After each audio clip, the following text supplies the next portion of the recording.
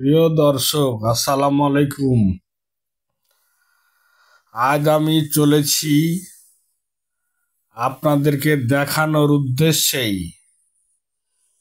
এই খানপুর চরবাসী আজিজুল ভাইকে সঙ্গে নিয়ে চর খানপুর হাট দেখব। তাই আমি কোনোদিন যেহেতু চর খানপুর হাট দেখিনি, আমি নিজেও দেখব এবং আপনাদেরকেও দেখাবো। প্রিয় দর্শক, আপনারা আমার সাথে থাকবেন। আজ আপনাদেরকে চর খানপুর হাট ঘুরে ঘুরে দেখাবো এবং চর খানপুর হাটে কি কি পাওয়া যায় সেটা আপনারা দেখবেন। ভারত সীমান্তবর্তী এলাকায় এই চর খানপুর হাট বসে। এই চর খানপুর হাটে শুধুমাত্র গরুর গোশত বিক্রি করা নিষেধ, কারণ সেখানকার যে বিজেপি ক্যাম্প কর্তৃপক্ষ এই চর খানপুর হাটে গরুর মাংস বিক্রি করা নিষেধ এই মর্মে রুল জারি করেছেন। বিধায় চর খানপুর হাটে গরুর মাংস পাওয়া যায় না। তাছাড়া বিভিন্ন ধরনের সবজি এবং বিভিন্ন ধরনের খাবার আইটেম এবং চর খানপুরবাসীর প্রয়োজনীয় মোটামুটি সকল জিনিসই চর খানপুর হাটে কিনতে পাওয়া যায়। চর খানপুরবাসী আজিজুল ভাই আমাকে বলছিলেন যেখানকার হাট খুব জমজমাট ভাবে বসত এক সময়, যে সময় ভারতীয় লুঙ্গি, ভারতীয় স্যান্ডেল এবং ভারতীয় গরু এবং ভারতীয় গরুর গোশত সবকিছু কিনতে পাওয়া যেত। কিন্তু এই তার কাটার বেড়া দেওয়ার ফলে চরখানপুর মানুষের অনেক অসুবিধা হয়েছে এবং হাটটি সংকীর্ণ হয়ে গেছে। প্রিয় দর্শক, আপনারা দেখছেন যে সুন্দর পাখির বাসা, এটি চরখানপুর হাটের পাশেই একটি ছোট্ট পুকুরের পাড়ে এই গাছটি। আমার দেখতে খুব ভালো লাগলো, তাই আমি এই ভিডিওটি ধারণ করেছি। চরখানপুর একটা ছোট্ট গ্রাম, যেখানে মোটামুটি 3 থেকে 4,000 মানুষ বাস করে এবং এইসব মানুষের জীবন খুব সংগ্রামী।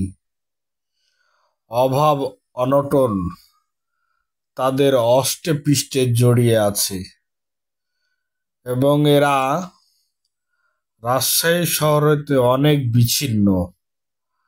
রাজশাহী শহর চরখানপুরের একটি লোক আসতে হইলে ওকে শুকনো মৌসুমে মোটামুটি 5 থেকে 6 কিলোমিটার হাঁটতে হবে, অথবা 150 টাকা দিয়ে মোটরসাইকেল ভাড়া নিতে হবে। তাহলে সে আসতে পারবে নদীর ঘাটে। নদীর ঘাটে আসার পরে আবার 30 টাকা খাজনা দিতে হবে ওই ঘাট যারা নেই তাদেরকে। তারপরে নৌকায় চড়তে হবে। নৌকায় চড়ার পরে আবার নৌকায় ভাড়া দিতে হবে 30 টাকা।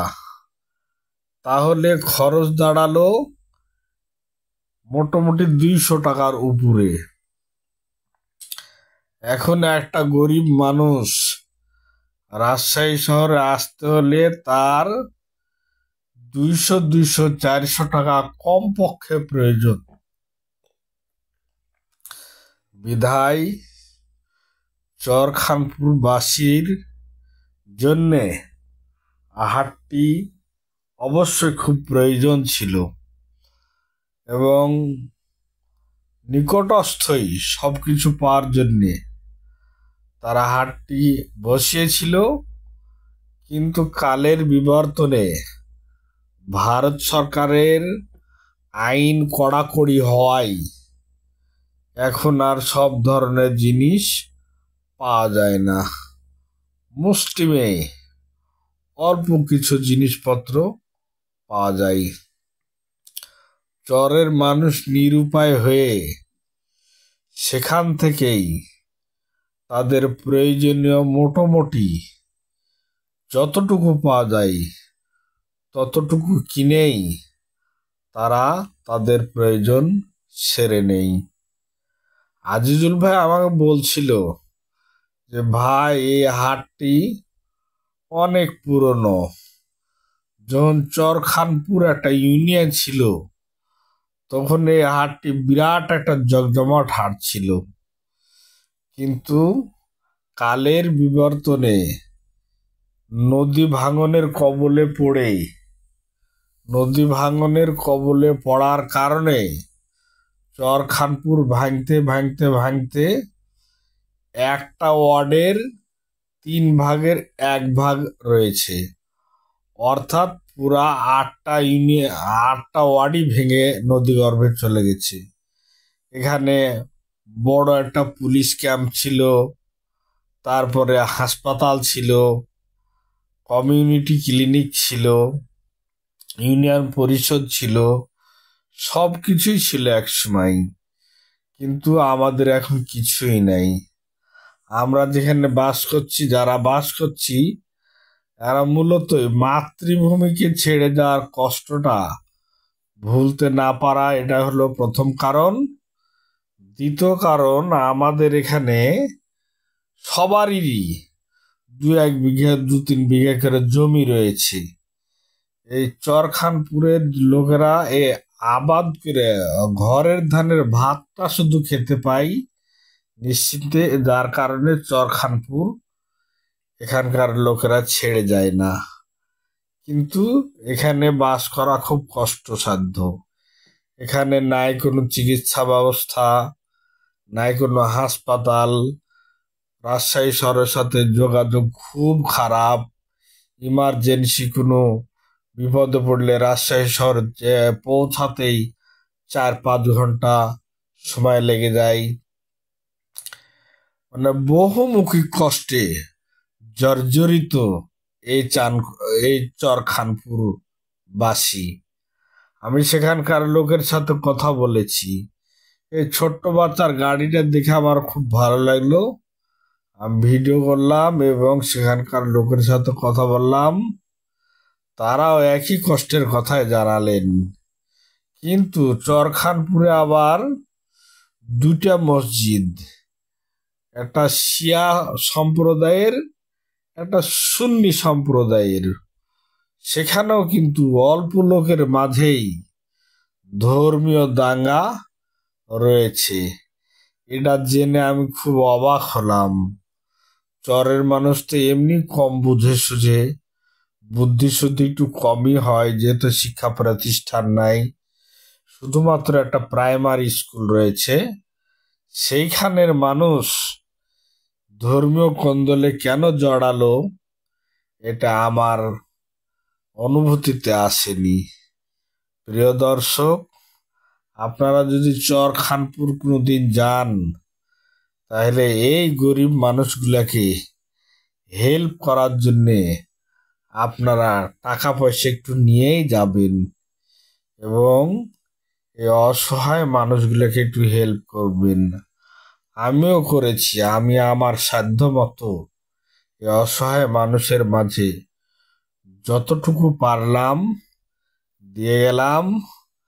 আমি আমার ব্যক্তিগত মতামত থেকে আমি আপনাদেরকে অনুরোধ করব, আপনারা চরখানপুর যাবেন, ভ্রমণ করবেন, দেখবেন, সেখানকার মানুষের সাথে কথা বলবেন। যার যতটুকু কষ্ট আছে তার ততটুকু কষ্টের আংশিক হলেও লাঘব করার আচ্ছা, হাট কি এ পর্যন্ত না আর বসলি? লোকজনই নাই, ধরেন এর আগে ছিল, ভালোই ছিল, এখন ধরেন লোকজনই নাই। তাই মানে এই এই সমস্ত মাঠে তো হাট বসতো, হ্যাঁ, মাঠে হাট বসতো, লোকজন না থাকার কারণে লোকজন কম। এই আপনারাও কেউ জিনিসপাতি নিয়ে এসছেন না? বুঝতে পারছি, লোকজন না থাকার কারণে তাহলে আপনারা আর জিনিসপাতি নিয়ে আসছেন না।